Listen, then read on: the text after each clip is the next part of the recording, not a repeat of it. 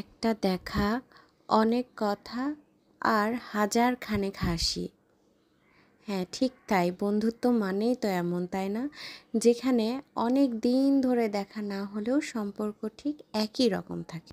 আসসালামু আলাইকুম এভরিওয়ান। আজকে একটা ছোট্ট ব্লগ ভিডিওতে শেয়ার করব বান্ধবীর বাড়িতে গিয়ে কি করলাম।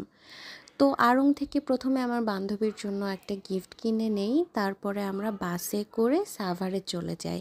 বান্ধবীর বাসাতে যাওয়ার পরে অনেকগুলো ফল মিষ্টি আমরা নাস্তা হিসেবে খাই। তারপরে কিন্তু মাঝে লাঞ্চে ছিল চিকেন রোস্ট, গরুর মাংসের ভুনা, তারপরে বট ভুনা, এছাড়াও আরও অনেক খাবার ছিল। পোলাও ছিল, সাদা ভাত ছিল, তারপরে কাবাব ছিল।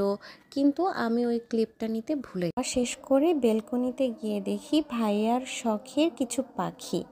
অনেক দিন পর দুইজন একসাথে ব্রাউনি বানিয়েছিলাম। ব্রাউনিটা খেতে অনেক মজা হয়েছিল। ভাইয়া ব্ল্যাক কফি বানিয়ে নিয়ে আসে ভাইয়ার জন্য আর আমার হাজব্যান্ডের জন্য, বাট আমি যেহেতু মিল্ক কফি খাই তাই ভাইয়া আমার জন্য মিল্ক কফিও বানিয়ে এনেছিল।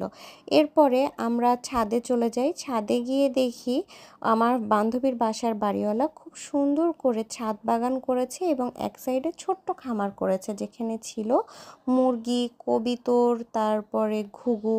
তো আপনারাও চাইলে এইভাবে কিন্তু ছাদকে ফেলে না রেখে খামার এবং ছাদ বাগানের কাজে ব্যবহার করতে পারেন। বিকেলের আকাশটা খুব সুন্দর ছিল। দুইজন মিলে আশেপাশের পরিবেশ দেখছিলাম, সাংসারিক আলোচনা করছিলাম। আসলে এখন আমাদের বিয়ের পরে গল্পের টপিকই হয়ে গেছে সাংসারিক গল্প।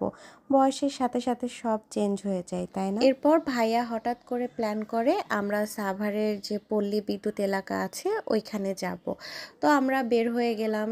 সন্ধ্যাবেলা বের হয়ে তো মাছের বাজার দেখলাম, তারপরে পল্লী ফুড ভিলেজে ঢুকলাম। এখানে দেখি অনেক অনেক খাবার। বান্ধবী বলছিল এখানকার নেহেরি নাকি ঢাকা শহরের মধ্যে বেস্ট নেহেরি, বাট ওর বাসায় এত কিছু খেয়েছি যে নেহেরি খাওয়ার মতো পেটের আর কন্ডিশনই ছিল না। তবুও একটা জুস বারে বসে আমরা লেমনেড অর্ডার করি, কারণ লেমনেডটা একটা রিফ্রেশিং ড্রিঙ্ক। আমার বান্ধবী, আমি এবং আমাদের হাজবেন্ডরা মিলে একটি দিন খুব সুন্দর কাটালাম আলহামদুলিল্লাহ। এত সুন্দর একটা দিন উপহার দেওয়ার জন্য ভাইয়া এবং তোমাকে অনেক অনেক ধন্যবাদ। আপনারাও কি এইভাবে বান্ধবীদের সাথে এখনও সময় কাটান? কমেন্ট করে কিন্তু অবশ্যই জানাবেন। আর আমার ভিডিও ভালো লেগে থাকলে একটা লাইক, কমেন্ট, শেয়ার করতে ভুলবেন না। Thanks for watching.